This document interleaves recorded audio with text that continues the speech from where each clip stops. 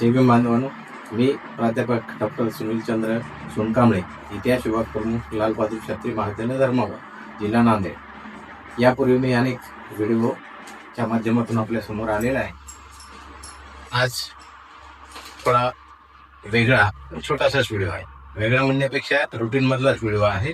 अर्थातच बौद्ध आणि मातंग समाजामध्ये जे आरक्षणावरच्या उपवर्गीकरणावरून जो वाद सुरू झालेला आहे, तो वाद एवढा टोकाला गेलेला आहे की डॉक्टर बाबासाहेब आंबेडकरांनी या देशातील मातंगालाच नव्हे, महारालाच नव्हे, तर हिंदू धर्माने नाकारलेल्या तमाम बहुजन, मागासवर्गीय, वंचित, उपेक्षित या जातींना भारतीय घटनेमध्ये, संविधानामध्ये आरक्षणाच्या सूत्राद्वारे आरक्षणाची संधी देऊन त्यांच्या जीवनाचं सोनं केलं। अर्थात आरक्षण म्हणजे आम्हा तुम्हा सर्वांना डॉक्टर बाबासाहेब आंबेडकरांनी दिलेलं परीस आहे। ते परीस ज्यांना स्पर्श झालं त्यांच्या जीवनाचं सोनं झालेलं आहे।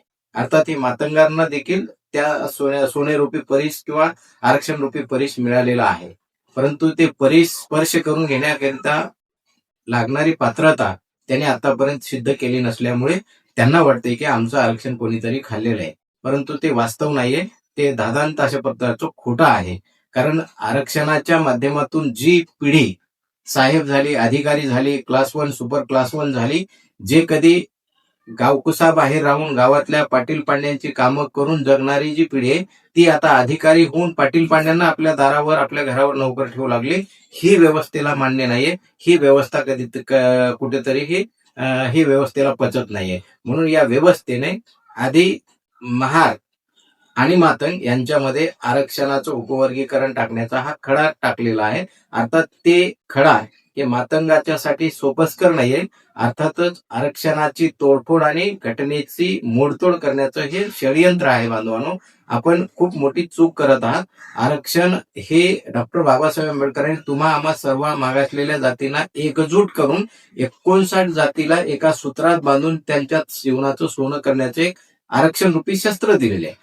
ते शस्त्र बोथट करण्याचं काम तुम्हाला आमच्यातून वगळून किंवा तुम्हाला याच्यातून वेगळं काढून ते करत आहेत। तुम्ही वेगळं झाल्यानंतर चांभार वेगळं होईल किंवा अन्य कोणत्या 59 जातीपैकी अन्य जाती जर वेगळ्या झाल्या तर आरक्षणाचं सूत्र कमजोर होईल, दुर्बल होईल। मग पुन्हा एकदा आपल्याला गावकुसाबाहेर ते ढकलून देतील। हे अभ्यास न करता आपण सर्व अगदी लहानातले लहान पोरं आणि अर्धज्ञानी कार्यकर्ते आम्हाला आता आरक्षणाचे स्वतंत्र आरक्षण पाहिजे आणि आम्हाला बाबासाहेब आंबेडकरांनी काही केलेलं नाही, बाबासाहेब आंबेडकरांना आम्ही मानत नाही, आमच्यासाठी अण्णाभाऊ साठे किंवा लहुजी साळवेने केलेलं आहे असं काहीतरी ते म्हणत आहेत। सोशल मीडियाच्या माध्यमातून असेल किंवा फेसबुकच्या माध्यमातून असेल, उठसूट लहान लेकरू, लहानग पोरग देखील त्याला जय लहुजी, जय अण्णा असं म्हणत आहे। पण जय भीम मध्ये जी ताकद आहे, बाबासाहेब आंबेडकरांच्या नावामध्ये जी ताकद आहे, ती अन्य कुठल्याही महापुरुषाच्या नावामध्ये तुम्हाला सापडणार नाही आहे। अर्थातच डॉक्टर बाबासाहेब आंबेडकर हे खूप मोठं महान असं प्रकारचे व्यक्तिमत्व आहे। त्यांच्याशी तुलना कोण्याही व्यक्तीशी होऊ शकत नाही, एवढं ते महान व्यक्तिमत्व आहे। कारण ज्यांच्या विद्वत्तेपुढे हिमालय सुद्धा नतमस्तक होतं। अवघ्या सृष्टीला प्रकाश देणारा सूर्य जिथं फिका पडतो, तेवढं प्रकांड पांडित्य लाभलेलं विद्वान अशा प्रकारचं हे आंबेडकर नावाचं व्यक्तिमत्व आहे। कारण आंबेडकर किंवा डॉक्टर बाबासाहेब आंबेडकर हे केवळ एक नाव नाही, ते भारताची ओळख आहे। ते भाषा, संस्कृती, धर्म, जात, पंथ, संप्रदाय, रूढी, परंपरा, नीती आणि तिचे ते अभ्यासक आहेत, समीक्षक आहेत, स्त्रियांचे उद्धारक, दलितांचे, बहुजनांचे, दलित बहुजनांचे तारक, विद्येचे साधक, सर्वोच्च पदव्यांचे धारक, अमानुष प्रवृत्तीचे मारक, आदर्श विद्यार्थी, अभ्यासू प्राध्यापक, शत्रूंचेही मित्र, थोर अर्थशास्त्री, इतिहासकार, तत्वज्ञानी, तर्कशास्त्री, शीलवान, नीतिवान, चारित्र्यवान, स्वाभिमान, शिस्तीचे भोगते, नम्र, विनम्र, विनयशील, धर्मशील, जिद्दी, ज्ञानपिपासू, वस्तस्त अशा प्रकारचे संसदपटू, राजनेता, समाजनेता, देशाचा भाग्यविधाता, लोकशाहीचा निर्माता, मानवतेचा पुरस्कर्ता, समता, बंधुता, स्वातंत्र्य आणि न्यायाचा कर्ता, तथागताचा पाईक, बोधिसत्व, थोर विचारवंत, लेखक, साहित्यिक, वक्ता, निर्भीड, निश्चल, निष्कर्ष, निष्कलंक पत्रकार,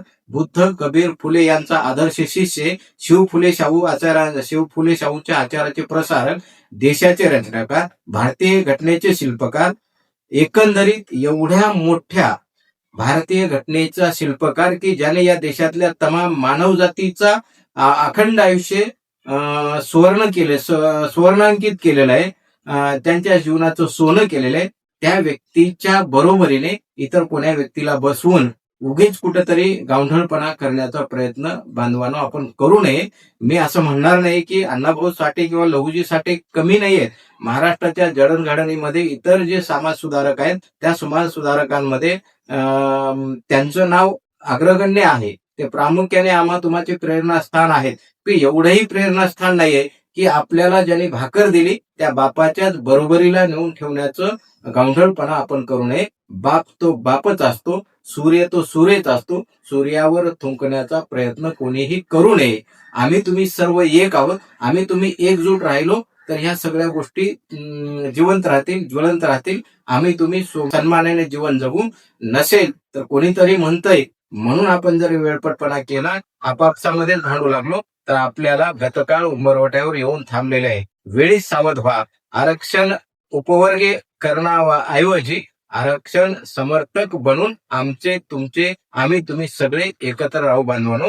एवढंच मला या व्हिडिओच्या माध्यमातून सांगायचंय. जय भीम.